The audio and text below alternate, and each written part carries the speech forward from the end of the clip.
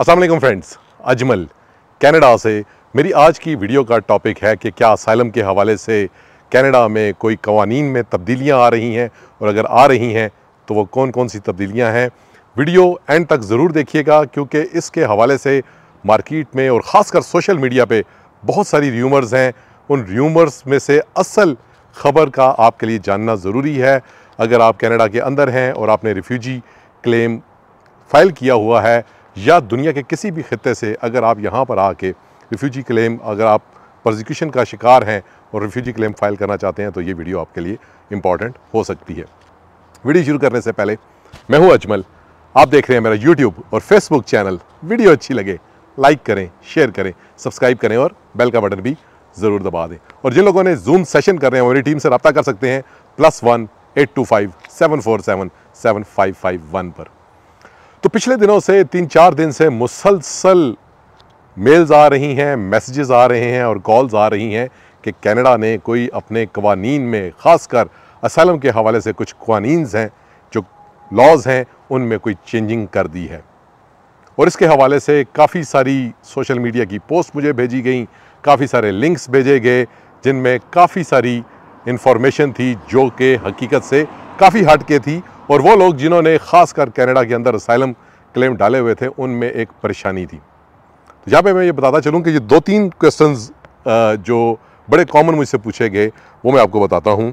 एक ये है कि क्या कनाडा ने रिफ्यूजीज़ को लेना बंद कर दिया है।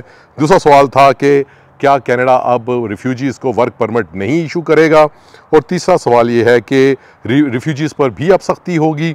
और चौथा सवाल ये था कि क्या उनके लिए भी अब कवानीन बहुत सख्त होंगे, और क्या रिफ्यूजीज़ का भी दरवाज़ा बंद हो चुका है। सबसे पहले मैं ये बताना चाहूँगा कि ये बेसिकली चारों सवालों का ताल्लुक एक ही चीज़ के साथ है कि क्या कनाडा रिफ्यूजीज़ को अब एक्सेप्ट करेगा।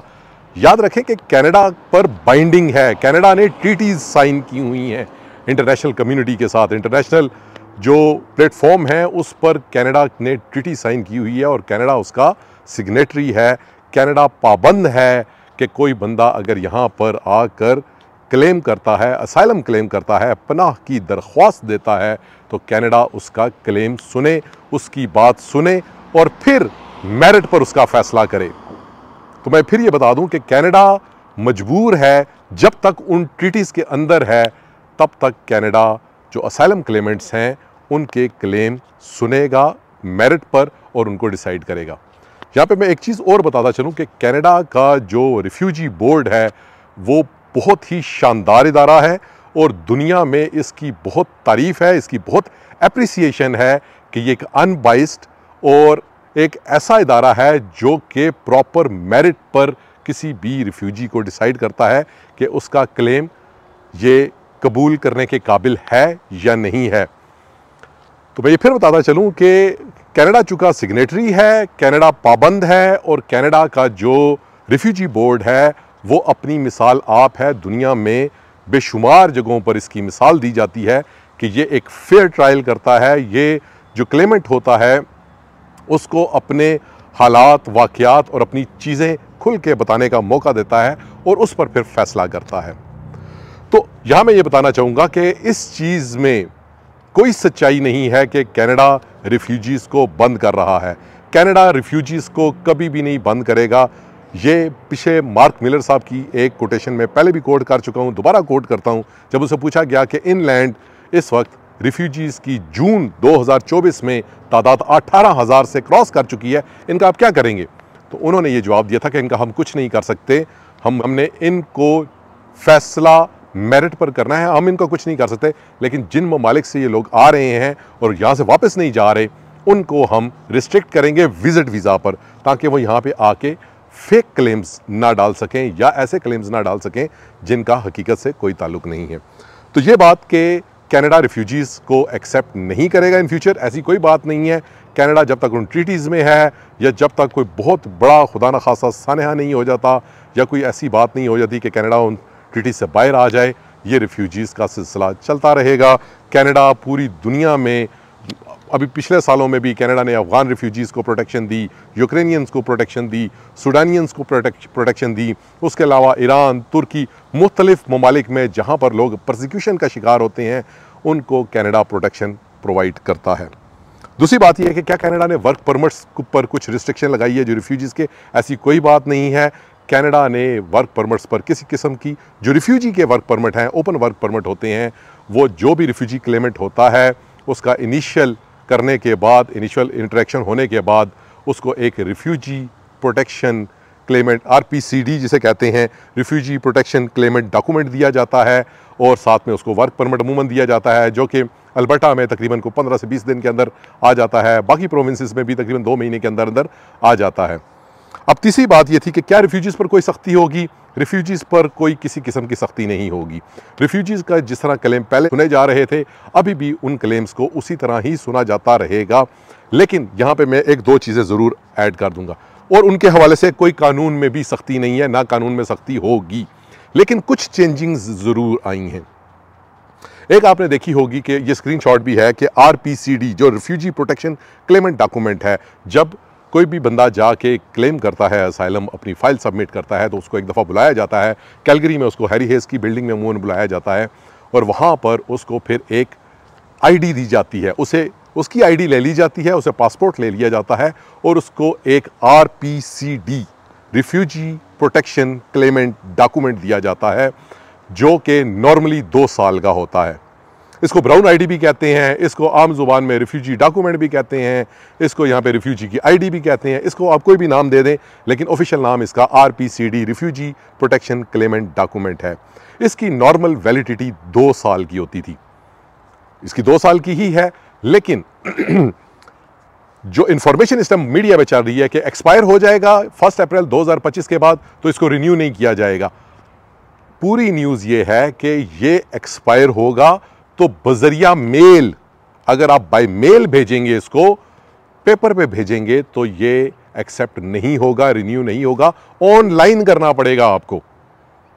अब यहां पे मैं एक और चीज़ बताता चलूं कि जो रिफ्यूजी प्रोटेक्शन क्लेमेंट डॉक्यूमेंट है 2 साल का है। अल्बर्टा में पहले ये जो दूसरी हेयरिंग होती थी वो 3 से 4 महीने में आ जाती थी, आजकल 5 से 6 महीने में या 7 महीने में आ जाती है। तो ओंटारियो में तकरीबन 2 सवा 2 साल में आती थी, या बड़े शहरों में चूँकि प्रेशर ज़्यादा होता है, इस तरह वैंकूवर में भी 2 सवा 2 साल में आती थी। तो उससे पहले ही जो रिफ्यूजी प्रोटेक्शन जो क्लेमेंट डॉक्यूमेंट है, उससे पहले ही बंदा प्रोटेक्टेड पर्सन बन जाता है। इन केस खुदा न खास्ता, एक चीज़ का मैं ज़रूर इसमें बताऊंगा कि अगर किसी बंदे का रिफ्यूज़ल हो गया है 2 महीने 3 महीने के अंदर, 4 महीने के अंदर, खुदा न खास्ता उसको ID मिली जनवरी 2024 में और 3 महीने बाद उसकी अल्बर्टा में चूँकि जल्दी आ जाती है, तो अल्बर्टा में उसकी हेयरिंग आई और खुदा न खास्ता उसकी रिफ्यूज़ हो गया, और उस बंदे ने ना कोई अगले फॉरम पे जाके अपील की, उसने 2 साल तक अपनी वो जो ID थी उसको यूटिलाइज़ करने की कोशिश की या रखा अपने पास, तो वो फिर एक्सपायरी जो है उसके बाद रिन्यू नहीं हो सकेगा। और एक चीज़ मैं ये भी बताता चलूँ कि पहले ये हो जाया करता था, जो चीज़ चेंज हुई है इस साल के अंदर रिफ्यूजी जो प्रोसेस है उसमें एक चीज़ चेंज हुई है, वो ये हुई है कि जो लोगों के पहले हेयरिंग हो जाती थी और हेयरिंग इनकार हो जाती थी, इसके बावजूद वो अपनी जो ID थी वो इस्तेमाल करते रहते थे, वर्क परमिट इस्तेमाल करते रहते थे, क्योंकि कानून में एक लफ्ज़ लिखा हुआ था कि ID जो है वो इनवैलिड हो चुकी है।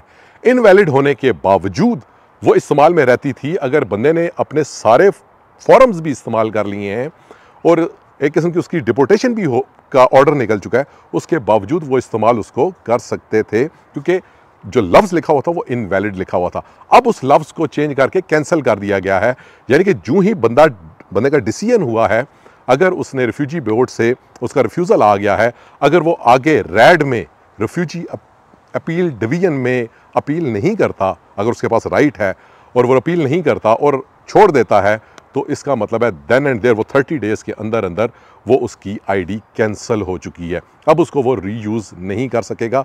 तो ये चेंजिंग्स आई हैं। अदरवाइज़ रिफ्यूजी जो प्रोसेस है उसमें किसी किस्म की चेंज नहीं आई।